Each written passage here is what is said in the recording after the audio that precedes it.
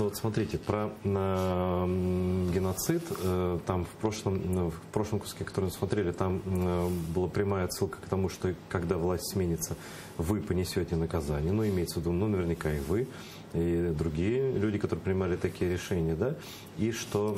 Знаете, что меня успокаивает? Что вместе с нами будет Юлия Владимировна отвечать. Кто подписывал газовый контракт с Путиным? Дубина? А вот какая связь? Вот объясните. Я тоже слышал это от представителей власти, но я хотел бы вот более четко, коротко, сжато, вот прямо вашим монологом. Вот какая связь между теми соглашениями 2009 года и тем, что сейчас происходит вот с ценами на газ? Ну, там, конечно, из того, что я знаю, у нас был долгосрочный контракт с «Газпромом».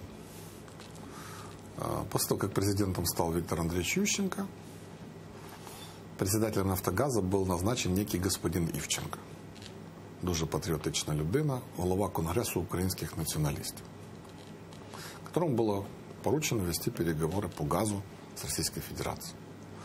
На посаді цій він запам'ятався тим, що одразу купили вони «Мерседес» за $3,5 мільйона. Інтересно, він був з вібромассажером. И, понимаете, его пятая точка не могла ездить на этом, как его, Мерседесе, вот без вибромассажера. Боюсь представить, как он мог выглядеть. Ну, давайте. Но дело не в этом. И вот он поехал на переговоры в Москву. Причем политическое руководство тогда приняло решение, что вот эти контракты, которые были между «Газпромом», между Россией и Украиной по газу, они были, предложили россиянам их расторгнуть.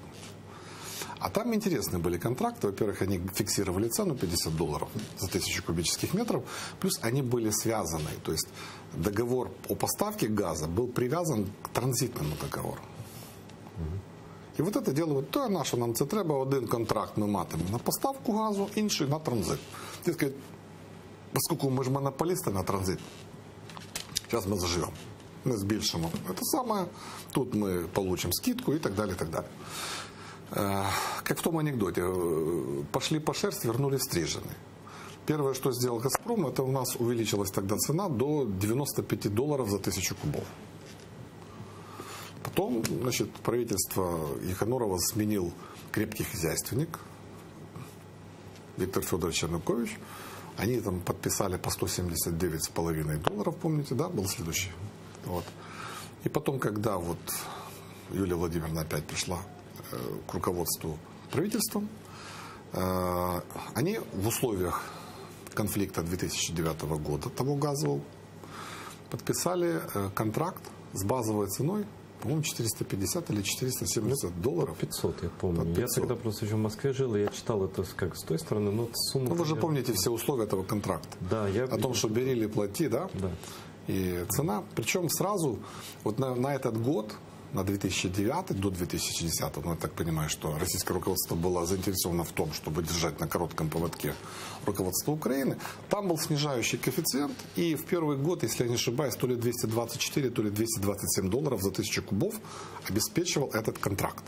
Дальше эта скидка должна была прекратиться, и когда Юлия Владимировна проиграла президентские выборы, пришли эти товарищи, без всяких скидок они должны были заплатить $500 за 1000 кубических метров. Это как следствие этого газового контракта.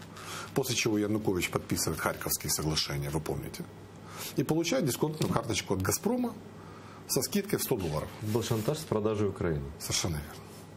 Вот так вот наши политики, воюя друг с другом, фактически попадали в зависимость от Российской Федерации, которая использовала фактор газа и газового шантажа для того, чтобы получить определенные преференции в Украине. Насколько я помню, да? И я считаю, вы извините, пожалуйста, да, и вот участники этого процесса не имеют морального права сегодня рассказывать о том, как они любят народ.